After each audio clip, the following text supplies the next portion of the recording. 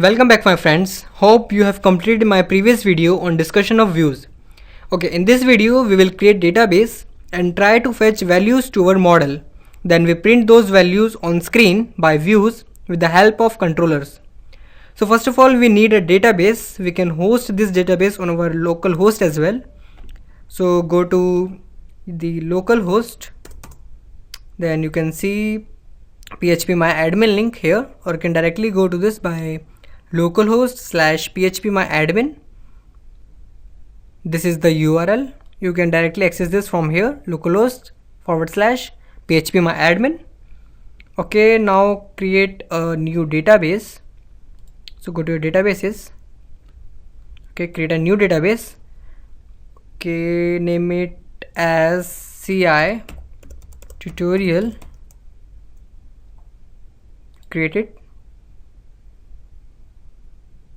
Okay, in this database create a new table and name it as user accounts, and number of columns should be 3 columns. Okay, go to, okay, in name I have ID, then first name, last name, this will be int, then this will be varchar, after that varchar, int will be of 2 length, varchar 256, then this will be 256. Okay, and ID is our primary key and auto increment, and then click and then save this table. Okay, go to the table. Okay, go to its structure. Okay, insert some value to this table.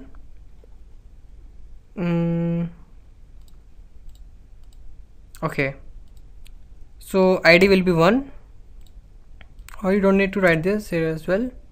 Okay, give it first name 1, last name 1. Okay, second value will be first name 2 and last name 2. Okay, then go, click on go to browse. Okay, you have 2 values. In our previous video we used 3 values, so let's insert one value again, one more value.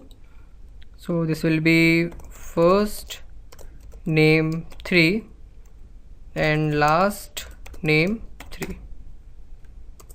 Click on go. So the value is just added. Okay, now we have 3 rows. Okay, now we have completed database and we don't need any predefined values now. So go back to your model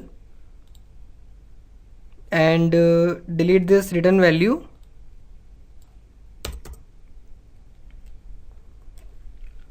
Now to use any database in any of your application, we need to connect it first, and to connect we always need its name, username and password, and also the host where the database is hosted.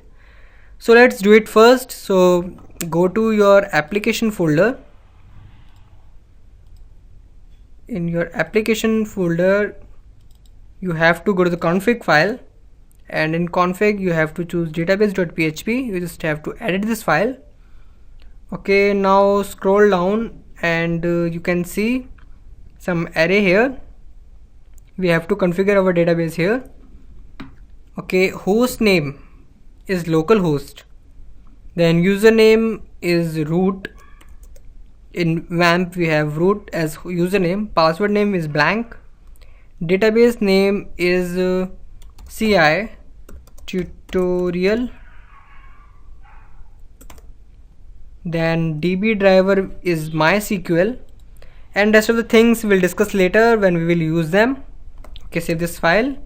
After configuring this, let's come back to our model And now please note, whenever and wherever we use database in any of our file, we always have to load our database first, and this is mandatory.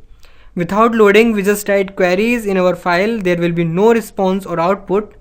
You will always get an error. So please keep in mind that you have to do this also. So to load a database, we have to write $this, then load.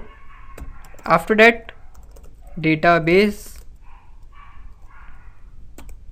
Okay, this database is a function, and there is no need to writing database name or any parameter here. You don't need any parameter. So because we have already done that, it will connect automatically. Now after writing this function database, we have auto generated object name here called db. So we can access it $this, then db, and in db, now to run any query we have to write our function query. So write query, and in this function you have to write your query, whatever query you want to run. So write select star or select all from user accounts, okay, then semicolon, and put its value on $q. Okay, so this $q is also an object. This is not our result. In procedural programming, when we run any query, we get its result, but here we will get its object and not the result. Through this object you can take your result. So you can take your results, and you can count number of rows and many other things. We will do an example for that later. Let me show the current situation here. If I print this $q, if I write print r, and in this I will write $q, and if I save the file and go back to my browser, and I'll write localhost index.php and then users. Okay, there's an error. Okay, there's a mistake of writing this database name, so I have to go back to my configuration file. I just have to change this. Okay, save this file and refresh. You can see what are the values we are getting. We are getting a lot more values here. I have to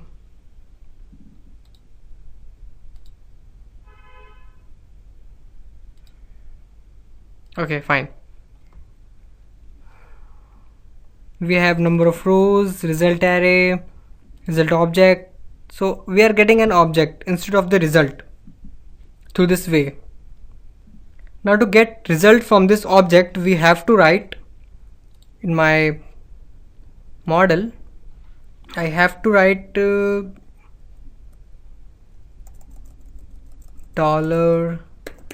$result, and this will have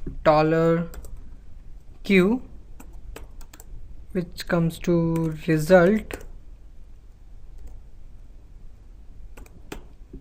Okay, so this result variable is an array of object. For each row we have an object, and of all rows we have this array.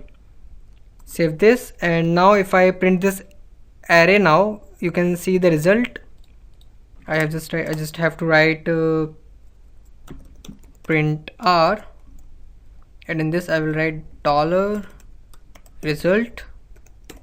Save this file, reload the page. You can see on 0 index I have this value, in first index I have this value, in second index I have this value. Okay, so let me make it visible for you. Let me write here, I'll write echo, then pre Okay, so here's the data. Is the array that comes with the values of database. Now you can use this in your for each. Okay, so first delete this last three statements. Let me delete this and write return $q to result and save this file. Now if we go to our view file, it is users list, you can see we are getting an array here. This is an array here, and these arrays have some values. We wrote this array in our last video where we have predefined values, but in this video we have values from database and the variable $q. This variable $q is the array of objects, so we cannot use this array on our view here. So we cannot use this. So if I save the page and if I refresh the page, you can see this error is encountered. So we have two ways to correct this error in CodeIgniter. First, we can do like this. In this we can write $user. We'll go to the first name and this will go to the last name. Save this file, refresh the page, you can get the values here directly. And the other way is that first undo all the things, and the other way is that now we have one specialty in CodeIgniter, that the result we are getting from our query here, the result that we are getting from this query here in this variable is an array of object, but through this specialty we can get this result in array of values. For that we have to replace the $result function. We have to replace this function with result underscore array and save the file. Now save this also. Now the result we will get in an array, so go back to your file and see, we call it an array only. Both of them are arrays. Now go back to your page and refresh. You can see there is no error because the result we have now is not an object, we have as an array. So like this we use database in CodeIgniter. In my next video we will learn about active records and why do we use active records. See you there.